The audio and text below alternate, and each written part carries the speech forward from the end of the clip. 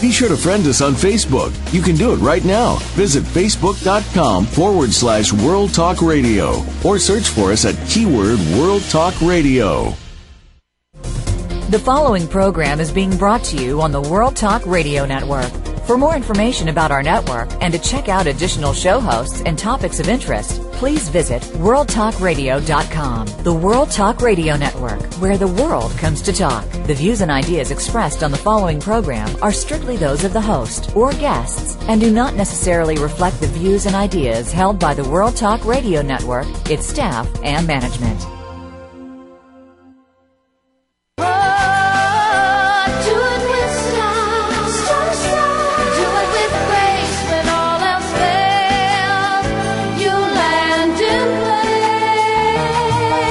Get ready to pump your energy and jumpstart your dreams with positive, uplifting, life-changing talk radio on the world's most popular power hour, Star Style. Be the star you are. The Oprah of the airwaves, Cynthia Brian, and her sidekick daughter, Heather Brittany, deliver lessons of success spanning the generations of the globe in their information-packed Tea for Two, a Mother-Daughter Brew. In other segments, Cynthia interviews real-life trailblazers, authors, and experts with the courage and vision who show you how to build a road to fulfillment through their unique books and services. You'll laugh, you'll cry, you'll be informed and entertained. For your free lifestyle empowerment coaching session right here on the airwaves, turn up the volume, relax, sit back, and get ready to be inspired. Because Star Style, Be the Star You Are, starts right now. Never say never, live your dream. Well, it is playtime again. Welcome to our sandbox. Hello, Power Partners. It is Star Style, Be the Star You Are. I'm Cynthia Brian. And I'm Heather Brittany. And of course, we are your personal growth success coaches here with you on the airwaves. We've got a lot of heart. We want you to live your dreams. We call this Champagne for the Spirit, and it's brought to you from Be the Star You Are nonprofit corporation and produced by Star Style Productions. The miracle moment for today is brought to you by the brand new website created specifically for teens and young adults, Express Yourself, at www.btsya.com. So upload your creative works today. Go to btsya.com. And this is from Samuel Grafton. A penny will hide the biggest star in the universe if you hold it close enough to your eye. Well, that sort of starts off today's show. We're going to be talking about the Boomerang generation, all those 20 and 30-something kids, young adults who are moving back home with the folks. Is it working? Is it tough? Is it just back to basics? And what are the etiquette? Heather and I are going to be discussing that subject coming right up in our Tea for Two, a Mother-Daughter Brew segment. And then segment two, a real treat for everyone. We're having a return from our megastar author, James Rollins, who has just launched his new book in the Sigma Force series called The Devil Colony. It is a true roller coaster ride and a thriller, so it's going to be really fun to talk about that. It's history and fact and a lot that you probably didn't know about the founding of our country. And then in our final segment, you have been listening to The Miracle Moment since 1998 at the top of our hour. And now you're going to hear the story behind the story and get some more affirmative actions to jumpstart your life. So all of this, all here, all now on Star Style, Be the Star You Are. Okay, well, parents, what do we do when it's time to turn the office back into the bedroom? How are families tackling this new challenge of having their 20 and 30-something kids move back home after years of either being an empty nester or having them at college or away at jobs? Multi-generational American households have nearly doubled in the last 20 years, and it can be complicated sometimes. It can be disastrous. It can be also very wonderful. But we want to just, give you a few tips and some thoughts to keep the peace and to keep the families together and make it a very good experience, because there's going to be more noise. What do you do about curfews, rules, chores? And, of course, what about all the sex partners or whatever else? So we're going to have some respect. And, Heather, you are our resident 20-something, and I don't think you have any desire to move back into the mommy-daddy nest, but I know that you have lots of colleagues and friends who have had to do just that. So let's talk about how we can all get along as adults, different generations, living in one household. And what do you do when you boomerang right on back home to mom and dad? Yeah, well, I think just, first kind of explaining for everyone if they're unfamiliar with the term is these are, the babies of the baby boomers, the Generation X's and Y's, that boomerang, that they got sent out, you're off to school, work, and now you've come home after the big economic crash. So many people could no longer afford living on their own.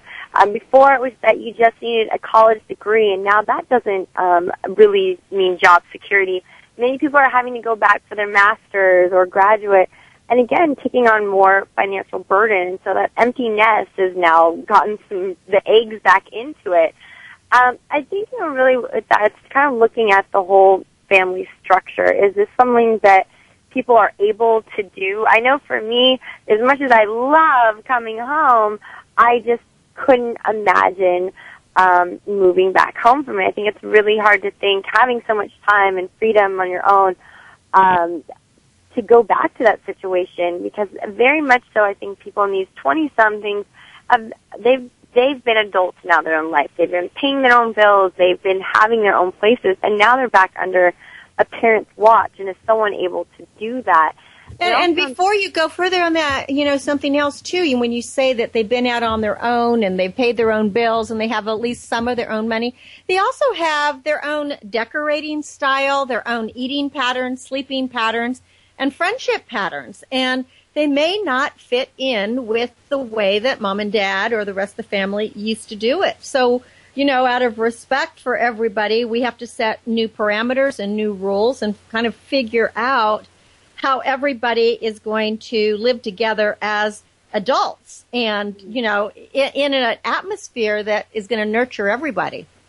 And I often want, the trend-wise, it's wonderful to know that people have, the supportive parents that would allow, your kids to move back in. But it's definitely an interesting concept because that was not something your generation would ever even, really consider, I would think of. It's a thing now to think of what's getting people to this time. Is it the economy? Is it jobs are going away? Is that this generation, were they more spoiled? Were more things given to them that they don't know how to fend for themselves, or budgeting, or job seeking? And then also, I think something I worry about a lot of times too. Things can get prolonged. Oftentimes, when people decide not to move away for college, they're just going to stay at home. That if they're, sometimes that can make them stay longer at home, or puts the, job seeking, kind of on the back burner. If someone's allowing this to happen, is it going to help encourage their children to get out there and, hit the pavement trying to find a better job? Or is it further going to be that, okay, well, now they won't have to pay rent and they can just live at home? Really kind of thinking about the negatives and, the pros and cons versus this whole boomerang epidemic. I just know for myself, I know that would always be allowed. I'd be given that option. That I think for me, I really would want to, choose and nail it out until I could no more, trying to do something on my own. I don't know, what are your perspectives regarding this whole boomerang phenomenon? And as yourself, as a parent, have you had any of your adult friends having their kids move back in, and what impacts has that put on their life? Yeah, actually, I have many, many friends. First of all, I guess I should say it's been wonderful that neither of my two children, neither you or your brother, once you were gone at 18 for high school, you've never, depended on us for anything, more than that. And I think that shows a great responsibility and a big initiative on your part. And I want to applaud you for that. And on that same light, yes, I've had many actual friends whose kids have moved back in, and some have moved back in, and many of them too. Some of them have moved back in, as you said, after college. Others have lost their jobs, moved back in. Some have been married, got divorced, had to move back in with their parents. Some are engaged and are living with their parents with their, supposed engaged person. So for what I have looked at in talking with a lot of friends about this is setting the parameters. You know, the bottom line is, as parents, you know, hopefully we all love our kids unconditionally. And I know with me, of course, I would crazy about you guys. And if you had to move back in, it would happen. However, it would change the dynamics. And I do think that there's some ground rules that need to be set. And I've found with friends of mine, the ones that have set ground rules seem to be happy. The ones that have not, they seem to be having some challenges.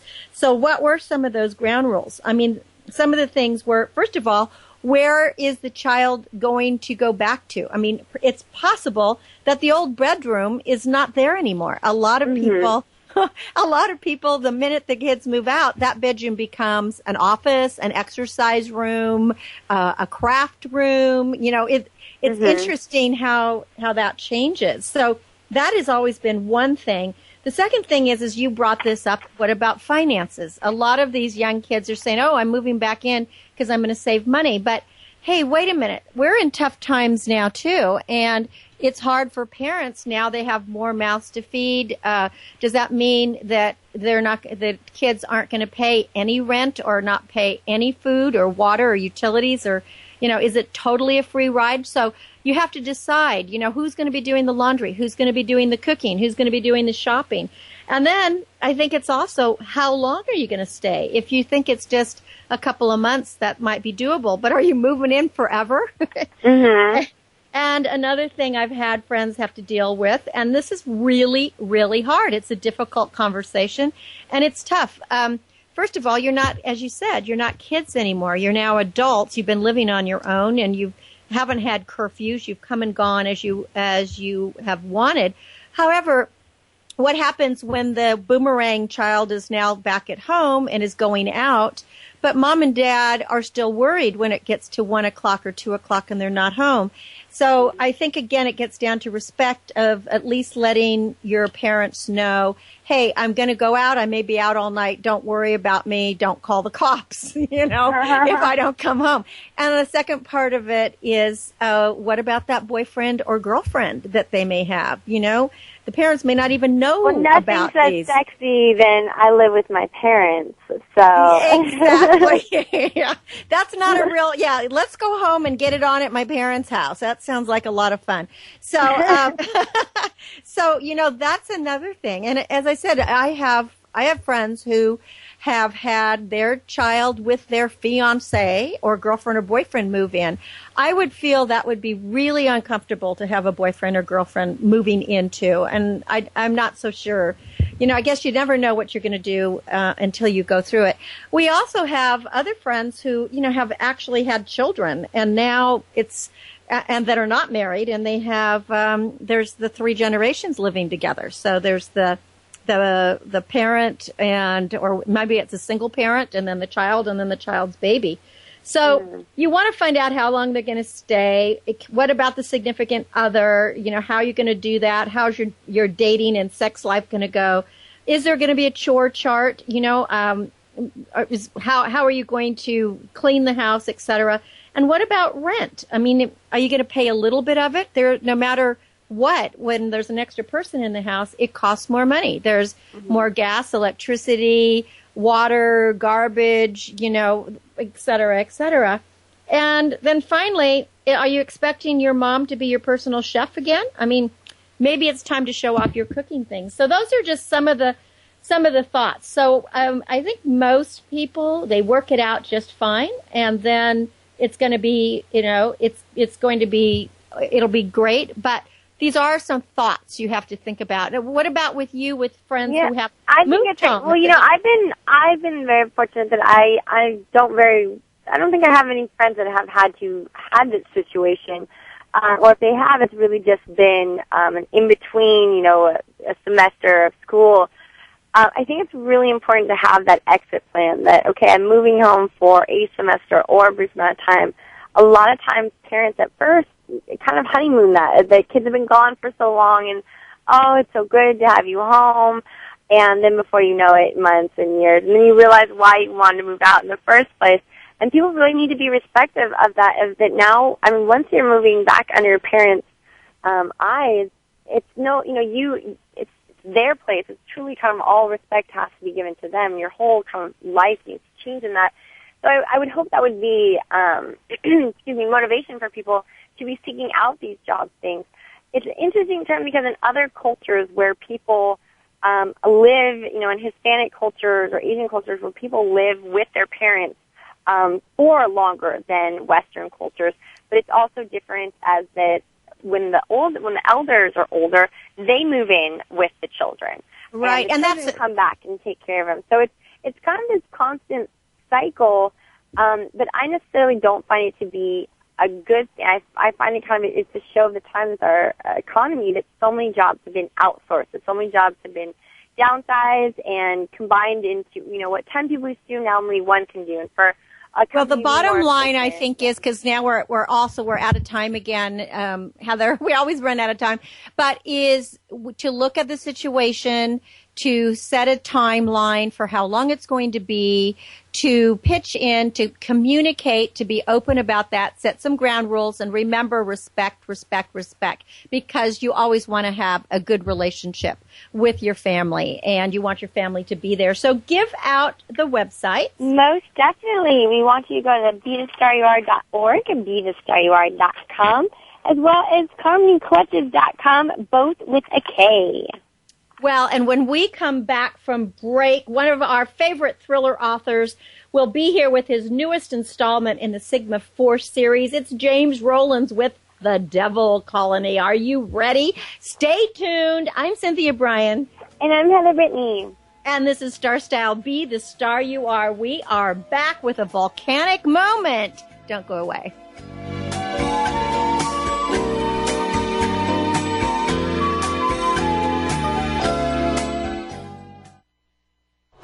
Now you don't have to stay linked to your desktop or laptop. Take World Talk Radio on the go and listen anywhere. Get our mobile app for iPhone, BlackBerry, or Android at the Apple iTunes App Store, BlackBerry App World, or Android Market. Be the star you are. Light up the flame that burns.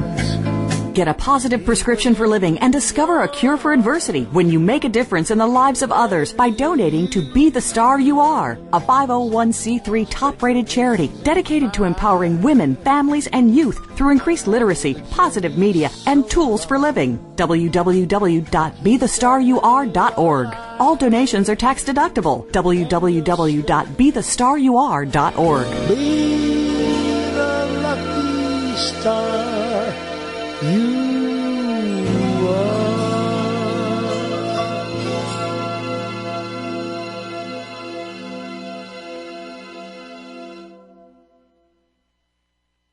Apathy, violence, and negative messages are everyday occurrences in our country. You can be a change maker when you dare to care by supporting Be the Star You Are charity, a 501c3 that empowers women, families, and youth through improved literacy, positive media, and tools for living. Visit www.BeTheStarYouAre.org to find out how you can make a difference in our world. Everyone counts. That web address again is www.BeTheStarYouAre.org. BeTheStarYouAre.org.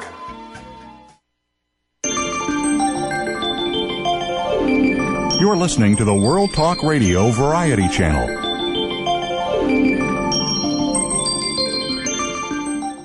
Be the star you are. You are the star. Positive, uplifting, life-changing talk radio. It's the Power Hour on Star Style. Be the Star You Are. Now, back to the show with the Oprah of the airwaves, Cynthia Brian. Well, we are so glad that you are still here with us and listening where the world comes to talk and listen. I am Cynthia Brian, and this is Star Style, Be the Star You Are, a broadcast that has been live every week since 1998, bringing you the movers and the shakers on the planet. And we want to make sure that you zoom and check out the new website for youth and teens at btsya.com. Make a donation. Keep this rip-roaring, hot program on the air. And have your youth submit their creative works It is tax deductible. You're supporting literacy, and you get to meet the fabulous authors and experts who truly make a difference in your life. Well, it is Bastille Day today, the celebration of the end of the French Revolution, and a perfect day to host one of my favorite roller coaster authors who happens to be a veterinarian as well. James Rollins is back with us with his nonstop erupting volcano of a novel, The Devil Colony. Well, welcome back, Jim, to Star Thank Style. you, Rollins. Thank you very much. I appreciate it. Viva la France, huh? I thought it was a perfect day to have you on because being the end of the French Revolution of 1789, you allude to this in your new novel, The Devil Colony, as the revolution partly being caused by a volcanic eruption that happened in 1783 and 84 up in Iceland. So, exactly. Yes, until you wrote about this in The Devil Colony, and here I'm a history major, I had no idea. I always thought the revolution was about taxation and all of that. Very fascinating fact. Basically, there's a lot of starvation secondary to the Laki eruption in Iceland. It caused a basic climate change. It changed the climate so severely that the Mississippi River froze as far down as New Orleans. That's how severely the weather changed. And because of that, there was a global famine that occurred, including in France, and it's considered to be one of the triggers for the French Revolution was that widespread famine that was going on.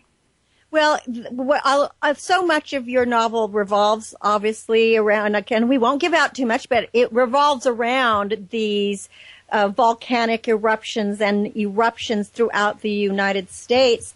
But Iceland features very prominently in your book. And we've been seeing just in the last few weeks more eruptions in Iceland. That island that you talk about in your book, is that actually an island in Iceland?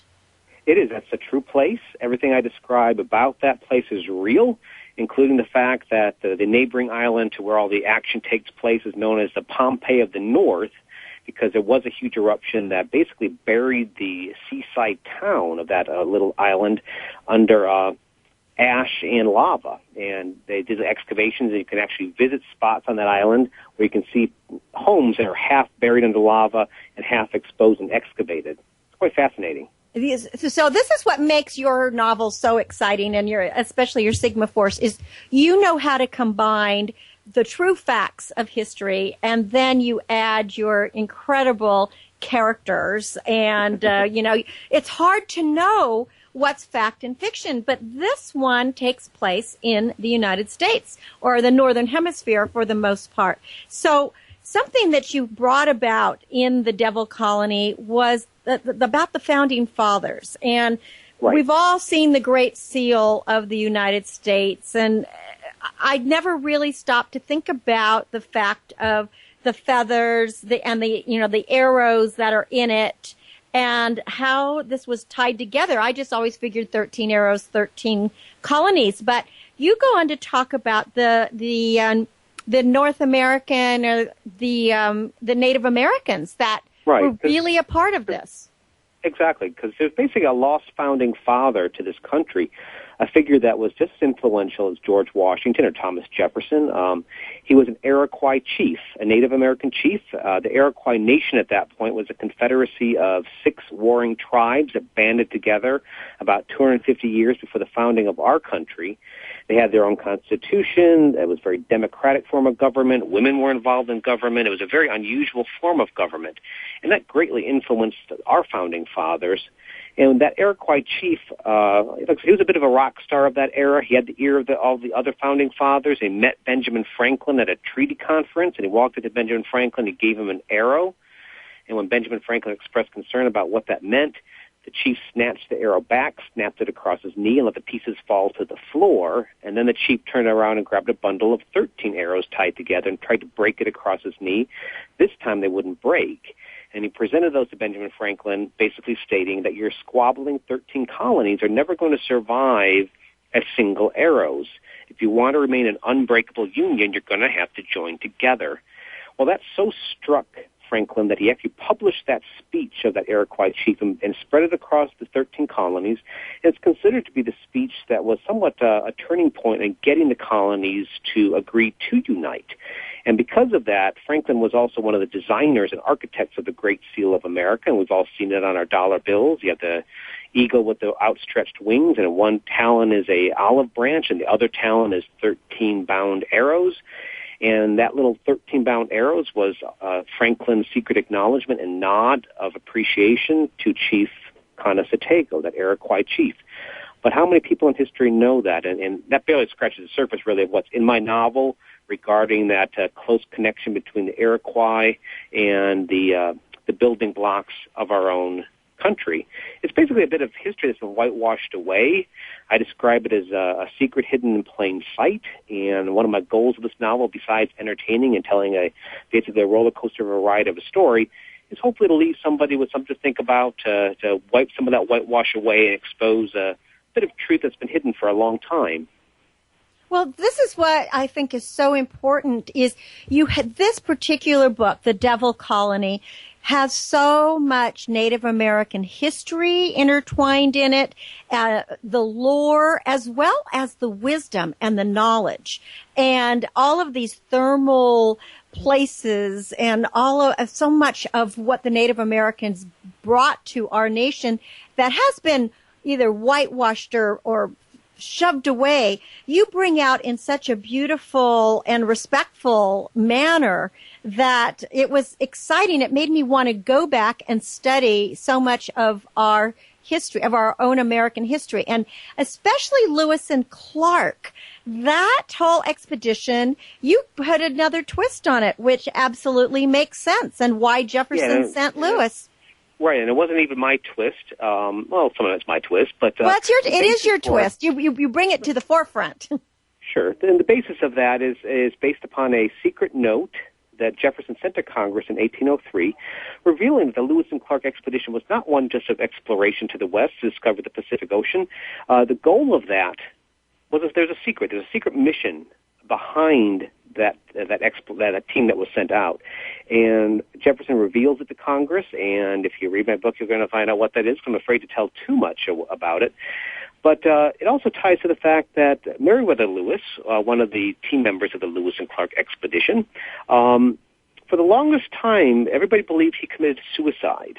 For 2 centuries, his death was considered to be a suicide. But further examination, both just basically within the last 5 years, the conclusion is that it was not suicide. It was actually murder. Somebody murdered Meriwether Lewis. Let me give you this example. Let me just test your audience whether they would think this was murder. Now, Meriwether Lewis was an expert marksman. It's reported throughout the Lewis and Clark expedition that he, could shoot, game and threats from great distances with great accuracy. So you have this phenomenal marksman, and this is the way he commits suicide. He shoots himself in the belly. He shoots himself in the head, yet still lives for another 8 hours. Now, how, by anybody's stretch of the imagination, does that sound like a suicide? That, to me, sounds like somebody was trying to kill him. Yeah, I agree. And I had no idea that it was probably an assassination until I read your book, The Devil Colony, because from what I had studied in history, it was always committed suicide. I never dove any deeper into it. But then you also talk about the buffalo hide and all of these things. Yep. He really was, he really would have been a good Sigma Force member, exactly, wouldn't he? Because he had the science. Right, they're soldiers, they're spies, they're scientists, and that pretty much describes Meriwether Lewis. He had great interest in science. He was a former soldier, and he was serving basically as Lewis's secret spy. They had their own secret code that they shared between the two of them, so they can communicate cryptically and keep messages secret. So very well, definitely, Meriwether Lewis would make an excellent Sigma Force member. He definitely would. Well, we're talking to James Rollins. He is the author of many, many books and the Sigma Force novel, but his newest novel is The Devil Colony, and it is really my favorite to date. I mean, of course, I say that every time I interview you, Jim, because every single book is it's heart-racing. It's you write books, and I don't know how you do it, that you have to just keep turning the pages. It sounds like a cliche, but it's not. I can't I can't put it down on my nightstand and, sleep during the night. I have to read it in one setting because I just want to know what happens. It's like one of my early reviewers said, James Rollins doesn't write novels. He builds roller coasters. And that's exactly right. I would like to have that tattooed somewhere on my body. I love that quote. Well, you know what? That can be your on your tombstone too, right? But we got to live a long time. But that's why I introduced you as a roller coaster writer, because you build roller coasters. It is up, it is down, and you never know what the next step is doing. Let's talk about the nanotechnology, Jim, because this is something else this is why I love your novel. You dig so much into the science. Well, you're just like your characters, right? The science, the spy and the soldier. But this science of this nanotechnology, right. I had no idea, again, the power that is in this. And should we be scared? I believe that there's reason definitely for concern. Most people think when they think nanotechnology, which is manufacturing at the atomic level, and most people think that sounds like something out of science fiction, but actually it's not. It's a cutting edge of a new industry. Just last year, $70 billion worth of nanotech products were sold. $70 million of nanotech products were sold in the U.S. last year. And they usually came in the form of nanoparticles, and you'll find those nanoparticles in very common household things like cosmetics and medicine and sunscreens. Probably anywhere on our body right now, some of us have nanoparticles from the common household products that we use. But the dark part of that industry is that it's a new industry. It's a bit of a wild and woolly business right now because it's not very well regulated. There's absolutely no requirement of labeling of nanoproducts. You could be using a toothpaste that has some new cutting-edge nanoparticles in it, but they're required not to label. You don't have nowhere on that label that they have to tell you that. And just recently now, some scientists are discovering there should be reasons for concern. UCLA scientists there discovered that certain nanoparticles in sunscreen can actually cause genetic damage. So while it might protect you against that sunscreen might protect you against a sunburn, it might also, grow that third eye in the middle of your forehead. Yeah. So there's reason for concern. I think we're probably jumping a little bit fast and forward in this industry without proper maybe safeguards built in. So yes, especially for a thriller writer, that's a great place to start and jump off from to tell hopefully an exciting story. Well, it is an exciting story, but it was also really frightening because it feels like there's only a handful of people that really know what's going on, and those of us in the public, we have no clue what some of these scientists are doing. And you have, in the Devil Colony, you have a few of your major people, one in Japan, and people scientists connecting together around the world from different centers. So you did mention about the volcano that erupted 600,000 years ago, that every 600,000 years it destroys. And now that we're overdue by some 40,000 years. So, is this an actual truism? Are we going to have this big eruption? And are there systems in place to stop it? Well, that is very concerning. It actually concerns me the more I read into it, the more frightening I got during my research. We're talking about basically Yellowstone. The Yellowstone National Park basically is one large supervolcano. It's one large volcanic crater, and it's exploded 3 times in the Earth's past, and it's been exploding pretty much on clockwork. Every 600,000 years it blows up, and the last time it erupted was 640,000 years ago. So we're actually 40,000 years late see that volcano erupt, but there's some definitely warning signs that we should be concerned. That whole valley is starting to uplift, starting to rise, and it's accelerating. Matter of fact, Yellowstone Lake in the middle of Yellowstone Park, it's actually tipping sideways, and all the water is beginning to dump out one side of the lake and drown the forest on the other side. There's old historic paths that have to be closed and sealed off because there's crevices that are opening that are releasing toxic gases. So there's plenty of warning signs right now that maybe that 40,000 late eruption is about to occur. And if it does, as last time it erupted, it tore a hole in the Earth's crust the size of Rhode Island, and it will literally be an extinction event. Now, the only caution I can have is that there are scientists studying that. There is the Yellowstone Volcanic Center that is both studying it to get any warning signs of the imminent eruption, but also looking at ways, is there any way to depressurize that gigantic magma chamber that's building there? So hopefully, maybe they will come up with a solution, but we are definitely on a timeline. There's a clock ticking right now. That is so frightening. That was one of the most frightening things, and I felt it had to be fact, that you have in your book, that because there are all these eruptions happening, and you just look at our climate changes that are happening in the world right now. I mean, here in Northern California, I feel like we never even had spring. We kind of went from winter to summer, and now at least today, we're kind of back in winter again. It's strange. So now I wanted to get to another part of your book, because you also delve into the Book of Mormon throughout your novel, The Devil Colony. And again, as you always do, you bring up things that people just haven't thought about. So in the Book of Mormon, are there actually gold tablets that were handed down? Yeah. I mean, that isn't a folklore, or this really did happen? Again, this is according to the Book of Mormon. Joseph Smith obtained these golden tablets and translated them into what would eventually become the Book of Mormon.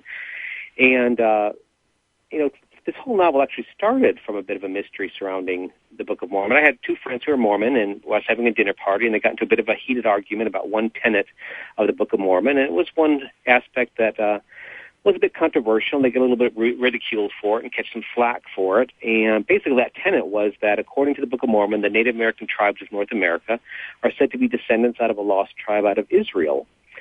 And on face value, that seems like a wild claim, and genetics don't seem to really support that. But as heated as these two gentlemen were about that subject matter, I thought, well, maybe there's a story here. Maybe there's a seed of truth that if I look hard enough, I might be able to find.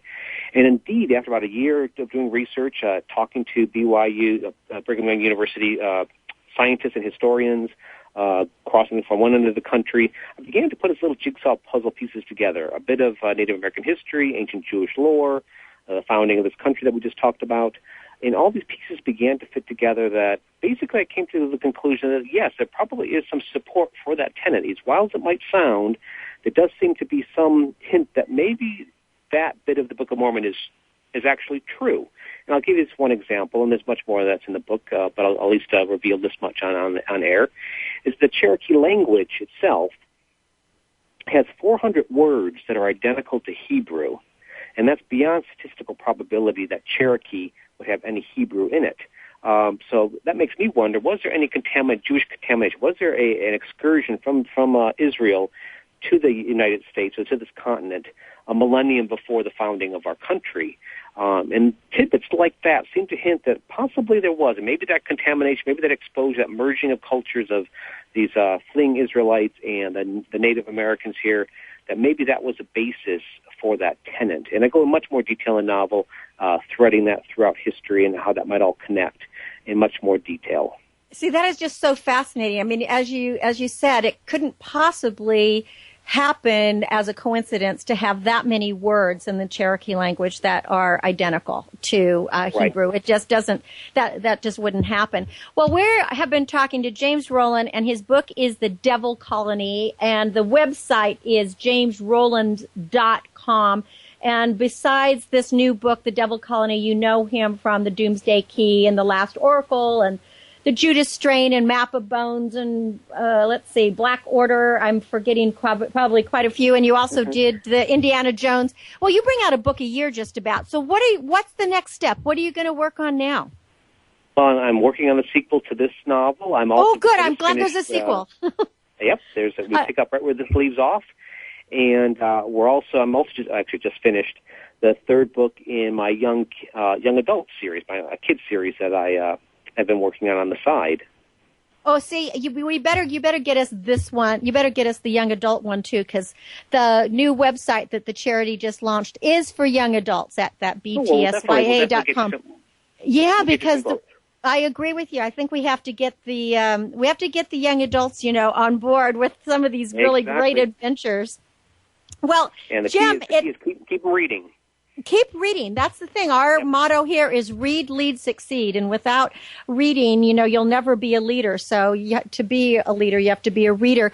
I just want to ask you, too, about some of your four-legged creatures, because that's maybe the part of when you're such an adventure writer like this and doing the Sigma Force, especially, people may not remember that you went to veterinary school and you love animals as well. So what animals do you have right now? I've got a golden retriever, a little rescue kid, and I've got a dachshund. Well, and they're missing their dad right now. Of course they are, because you're traveling. And I love the dog. I loved your dog in the Devil Colony. I love merging my two passions: my love of veterinary medicine, my love of animals, and my love of writing.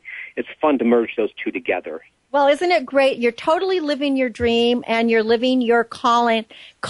And Jim, it's always a pleasure to have you on the show. I want you back anytime you have a book. Let's give out the website again, jamesrollins.com, Rollins. Pick up a copy of this new book, The Devil Colony, a Sigma Force novel. It is another roller coaster ride. I love it that you build roller coasters. I think this is just awesome, James.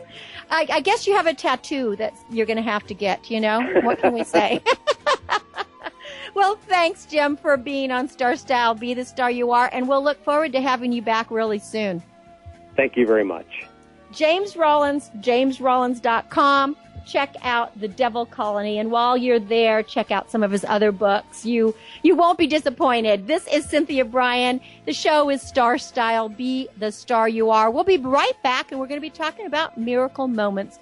Don't go away.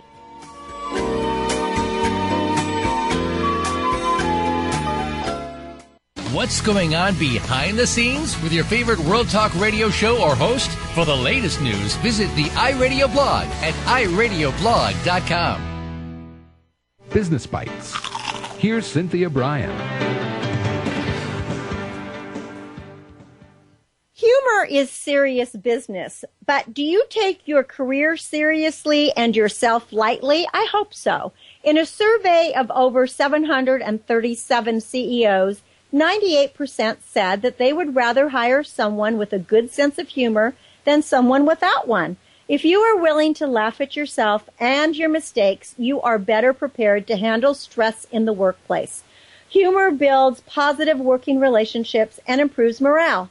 Norman Cousins, in his book Anatomy of an Illness, found that laughter enhances respiration, circulation, oxygenates the blood, and suppresses the stress-related hormones in the brain. Laughing with others builds confidence and camaraderie. More corporations are realizing the positive effects of humor and are building it into their culture. Business doesn't have to be boring. Humor makes for better business sense. Business and humor go together, and that is serious business. Remember, you are the star of your own performance. Turn your passions into profits. I'm Cynthia Brian with another Business Bite from Star Style. For coaching or consultations to help you go to the next level, call 925-377-7827 or email info@starstyle.us. Are you living your dreams? Want to create a life you love but don't know how to begin? Lifestyle coach and personal growth expert Cynthia Brian has jump-started the lives and careers of clients for over 2 decades with her signature Star Style consultations with personalized sessions by phone or in person. You'll turn your passions into profits. Visit www.cynthiabrian.com or call 925-377-STAR. That's cynthiabrian.com or call 925-377-7827. Cynthia Brian is your guide on the side. www.cynthiabrian.com. You can be the star you are. Now you don't have to stay linked to your desktop or laptop. Take World Talk Radio on the go and listen anywhere. Get our mobile app for iPhone, BlackBerry, or Android at the Apple iTunes App Store, BlackBerry App World, or Android Market. Be the star you are. You are the star. Turn up the volume, grab a seat, and get ready to be challenged, inspired, and motivated to greatness. It's Power Party time on Star Style. Be the star you are with your hosts, the mother-daughter dynamic duo, Cynthia Brian and Heather Brittany. Well, wasn't that a fun segment with James Rollins? Yeah, his books are just so amazing. Over the years, he's been on Star Style, Be the Star You Are several times. Each time he has a new book coming out. And he wrote the screenplay for the latest Indiana Jones movie as well. And, most people just don't know about how much he loves animals and is a veterinary. He went to veterinary school. He is a doctor of veterinary medicine.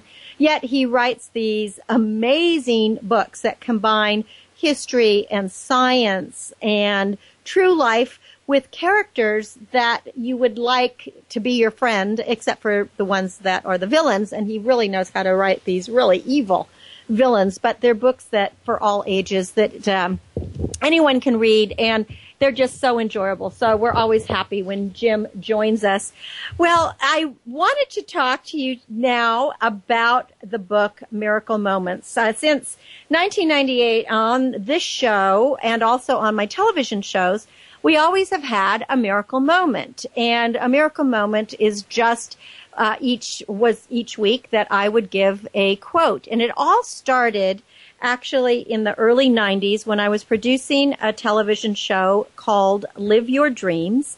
And this show was a show that talked about and interviewed what I called ordinary, extraordinary people. It was a television series with heart and with inspiration, and it celebrated the accomplishments and the ordeals of people who have risked all in the pursuit of their dreams. And this came to me after my dad had died in my arms, and I felt that I needed to get the message out to the world that we are all stars, that we all have a purpose, that we all have a calling, we all have a mission, and that once we find our purpose and our passion in life, that's when we find our life. So because media and television had been my background and doing films, I started writing, producing, and hosting this TV series that was on the air for many years, and it started on one station in San Francisco, and quickly went to about 20 different networks around the country, and it was quite fun. But one of the things that I had is in the show, between each segment, I would do a miracle moment where I would come on and I would say the miracle moment for today, and then it would be a quote. Well, partway through the second or third season of the show, everybody was writing to me and saying, we need a book of these quotes. We love the miracle moments. And my crew especially, they loved it. They felt very inspired by these little quotes. Many of them were ones that I wrote, and then others of them were ones that, I had been collecting. Since I was a little girl, I've been collecting quotes. I think that when we have these adages and affirmations for our life, and we wake up in the morning and we have a positive thought for the day, I think we go further. We feel better about ourselves. So this is how it started, and these miracle moments. So not only was the show entertaining and enlightening, but it was really a forum emphasizing that life is a thrill and that money and fame run a true distant second to peace and happiness. And so my goal was to bring people peace and happiness. So one time, as a gift to my crew, I decided to put together a little booklet, and one of my assistant producers actually took all the quotes that I had written and produced this lovely little book that was handmade called Miracle Moments. And what I loved about it, it was called Miracle Moments, The Fulfillment of Potential. And we gave it out to all the crew members. Well, crew members shared it with other people, and before long, there was a I can't even explain it. Just people from all walks of life were calling and saying, how do I get this book? And bookstores were calling, how do I get this book? So I started making more editions of the Miracle Moments book. And the book is still being made. It's still handmade, and we have it made by people with disabilities. So we pay them to have the book hand hand cut, I guess. They tear the pages, they make the covers. So it's a very imperfect kind of book, but it is just a little miracle to offer you hope, encouragement, and to push you to require you to reach your potential and to live your dreams, because I've always believed that conceive, believe, achieve. We really were born to be magnificent. Now, if you want to buy copies of Miracle Moments, the best place is probably to go to starstyleradio.com and click on the store. And that, when you click on that, you can see all of the different books, and Miracle Moments is there, and you can buy it right there with PayPal using your credit card or whatever. Or you can also go to my website at star-style.com. That's STAR-STYLE.com. But I thought I will just read to you some of the quotes from the original Miracle Moments, The Fulfillment of Potential book, and hope these will give you some insight to make your day really worthwhile and worth living.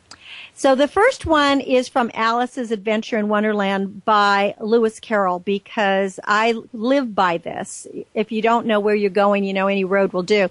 So would you tell me, please, which way I ought to go from here, asked Alice. And that depends a good deal on where you want to get to, said the cat. Oh, I don't much care where, said Alice. Then it doesn't matter which way you go, said the cat. Well, so long as I get somewhere, Alice added. Oh, you're sure to do that, said the cat, if you only walk long enough. So in other words, we have to write a map for our life if we want to get there.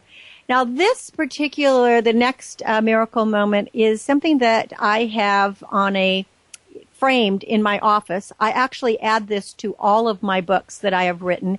You'll find it in the Business of Show Business, Be the Star You Are, Be the Star You Are for Teens, Miracle Moments, and Love and Relationships, because I truly live by this quote as well. If you think you are beaten, you are. If you think you dare not, you don't. If you'd like to win but think you can't, it's almost a cinch that you won't. For life's victories don't always go to the stronger or faster one. Sooner or later, the person who wins is the one who thinks she can. And the best way to start is to start. Opportunity always involves some risk. You can't steal second with your foot still on first. When we light the way for others, we are truly enlightened ourselves. Quitters never win, and winners never quit. Stem the tide of mediocrity and live your bliss. A dream is a goal with a timeline. I don't use the word deadline, as you know. I like to use timeline, because when I have a deadline, I really feel like I'm going to die. So I always say a dream is a goal with a timeline. In the middle of difficulty lies opportunity. What you think about and talk about comes about. Ask your angels and you'll get angel answers. Angels are the guardians of hope and wonder and the keepers of magic and dreams. Angels have heart prints on our daily lives, and the stars exist so that we may know how high our dreams can fly. Know all the possibilities of your impossible dream, and forgive, forget, and forge ahead. Spread your wings and fly. We are all flawless in the eyes of love. When the power of love replaces the love of power, man will have a new name: God. Whether you think you can or think you can't, you're right. And that was Henry Ford who said that. Expect to win. No goals, no glory.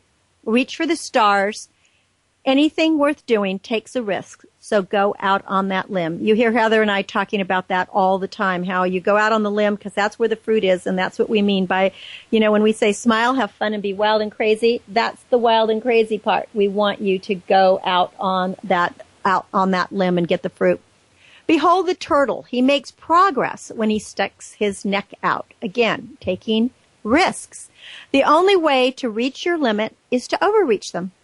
Believe in others, as no one succeeds alone. We are all miracles. And carry a spare set of wings in your pocket. I think about that always when I'm having to park in San Francisco. It's really tough, and I'm sure some of you must have parking angels. I have a fabulous parking angel, and I wish that parking angel would talk to her friends because I would like to have angels in other aspects of life too. So I'm working on that. Together, everyone achieves more. Know your limits and then exceed them. Make what you love be what you do. You know how we always say when you love what you're doing, you never work a day in your life. Well, that is so true. Man's mind, once stretched by a new idea, never again regains its original dimensions. There's only one success, and that is to live your dreams.